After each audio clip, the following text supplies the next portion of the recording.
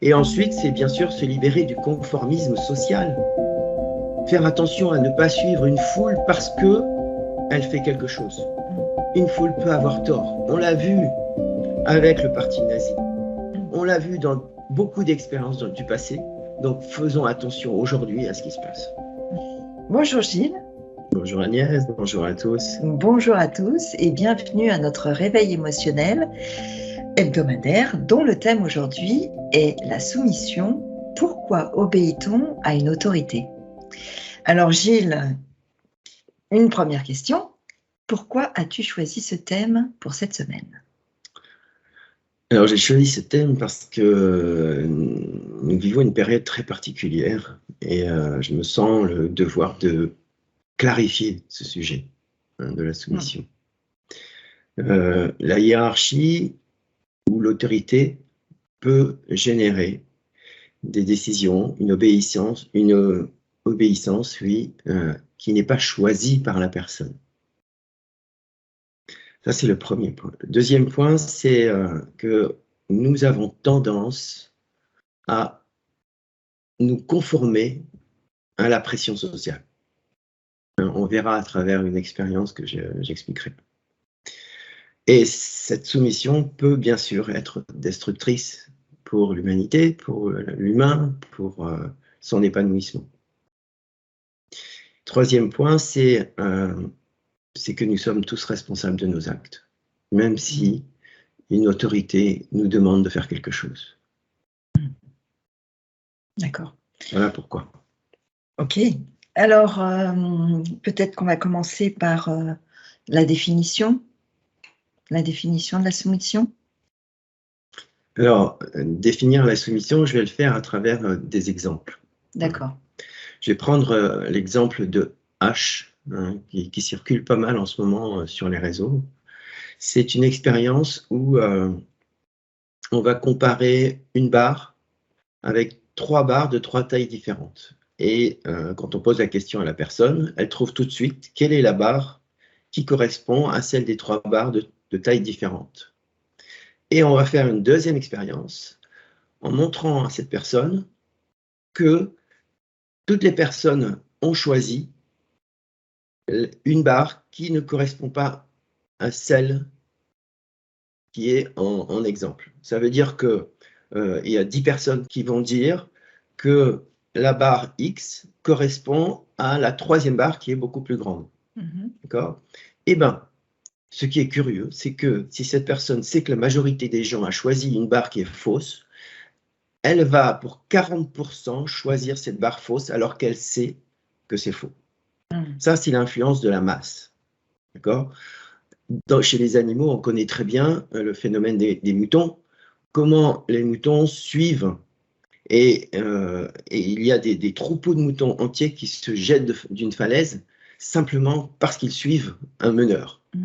Donc ça, c'est pas seulement des phénomènes animaux, mais c'est aussi des phénomènes humains. D'accord. Ça, c'est l'expérience de H. Il y a la fameuse expérience de Milgram, qui est très connue aussi, qui montre que, je ne vais pas la détailler, parce qu'on n'a pas le temps, mais je vous laisse regarder, qui montre que 60% des gens sont prêts à tuer si une autorité médicale ou scientifique leur demande de tuer une personne qu'elles connaissent. Sur une expérience de 2 personnes, il y en a une qui va répondre aux questions et une autre qui va appuyer sur un bouton pour augmenter l'intensité électrique de la personne. Et chaque fois qu'elle répond faux, elle va appuyer et la personne va subir ce courant électrique. Eh bien, sous l'autorité scientifique, les personnes vont jusqu'à tuer à 60% de la population parce qu'une autorité leur a demandé d'aller jusqu'à là. Ce qui est incroyable, alors que cette personne ne ferait jamais ça s'il n'y avait pas cette autorité médicale, scientifique et on imagine aussi politique. Ça, c'est la deuxième expérience qui montre ce que c'est que la soumission et ce que ça peut être. On mettra le lien sous la vidéo pour ceux qui veulent voir plus de détails. C'est intéressant. Et puis, il y a aussi l'expérience que je fais dans mes séminaires, puisque c'est la responsabilité, c'est une des compétences émotionnelles Et quand j'accompagne les gens, je leur fais faire un exercice. Et cet exercice consiste à leur demander quelque chose. Je leur demande quelque chose qui est absurde. Et compte tenu du fait que je suis une autorité pour eux, eh ben, ils vont faire ce que je leur demande. Et après l'exercice, en feedback, je leur dis, mais qui était responsable de ce que vous avez fait? Et la majorité des gens disent, bah, c'est moi qui suis responsable. Alors que non, c'est eux qui sont responsables de ce qu'ils font. C'est pas moi en tant qu'autorité. Donc, on voit cette déformation apparaître. Alors, si je peux me permettre, est-ce qu'il n'y a pas non plus est-ce que c'est pas non plus une question de confiance? Parce que moi, si j'ai une confiance en la personne, je vais volontiers faire ce qu'elle me demande, même si je trouve absurde. Je me dis, ben, si elle me le demande, il y a peut-être une bonne raison. Et tu vois? Oui, bien sûr, ça c'est valable jusqu'à un certain degré, mais Ouais. ça ne nous empêche pas de garder notre intelligence, de garder notre pertinence, notre éthique. Et c'est là que ça devient dangereux. Ouais. Donc cet exercice, c'est juste une illustration. Ouais. C'est sûr, si on me demande de me jeter par la fenêtre, je ne vais pas le faire. Voilà, je prends par exemple Adolf Eichmann, le fameux fonctionnaire du parti nazi, criminel de guerre très connu. Cet homme-là n'était pas un homme méchant. C'était simplement l'homme de la solution finale quand même. C'était simplement une personne qui obéissait aux ordres et qui était attachée à obéir le mieux possible aux ordres. Donc il a perdu sa conscience, il a perdu son éthique et sa morale, et il a tué effectivement des millions de personnes. Donc regardez jusqu'où ça peut aller. Et quand on fait ça, on ne se rend pas compte qu'on le fait. On croit être conscient, mais on n'est pas conscient de ce qu'on fait. Donc, gardez toujours votre éthique. Ok. Alors, comment être vigilant pour garder cette éthique? Alors, Comment faire? la première chose à faire, c'est de se libérer, sachant cela, c'est de se libérer de la peur de l'autorité.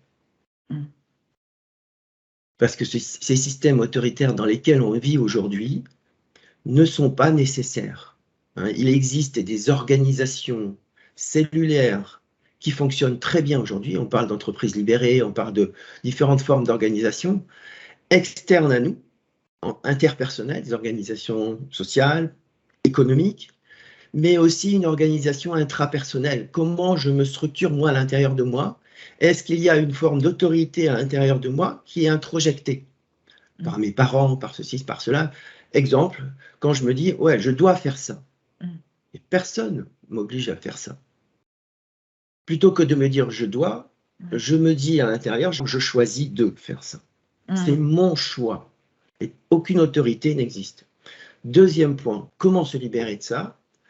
C'est se libérer de la notion de supérieur hiérarchique, de supériorité interne ou externe, comme je disais. Donc, se libérer de cette notion de supériorité. Personne n'est supérieur à personne, il y a juste des fonctions.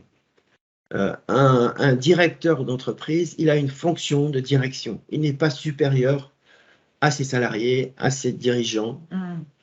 Ça, c'est une notion qui vient travestir cette liberté que nous avons tous et que nous devons garder impérativement. Et ensuite, c'est bien sûr se libérer du conformisme social. Faire attention à ne pas suivre une foule parce qu'elle fait quelque chose. Une foule peut avoir tort. On l'a vu avec le parti nazi. On l'a vu dans beaucoup d'expériences du passé. Donc, faisons attention aujourd'hui à ce qui se passe. D'accord. Et enfin, dernière chose, c'est remettre l'éthique au cœur de nos pensées. Remettre l'éthique au cœur de nos décisions.